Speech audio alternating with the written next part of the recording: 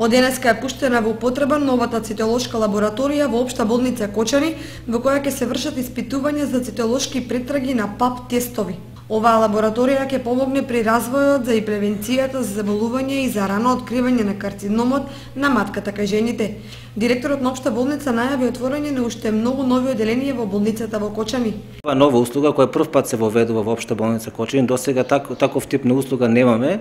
И на овој регион ќе бидеме, после Штипската болница, ќе бидеме единствена лабораторија која што ќе ги врши овие испитувања.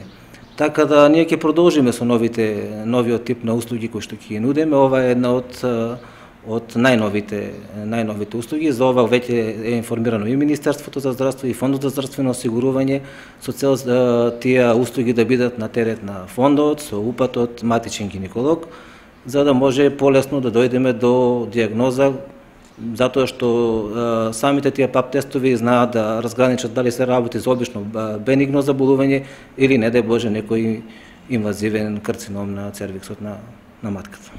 Од овој месец можам да кажам дека веќе може да почне со работа цитолошката лабораторија, која што ќе работи во склоп на службата за патологија со сала за обдукција. Салата за обдукција функционира некое подолго време, но апаратурата и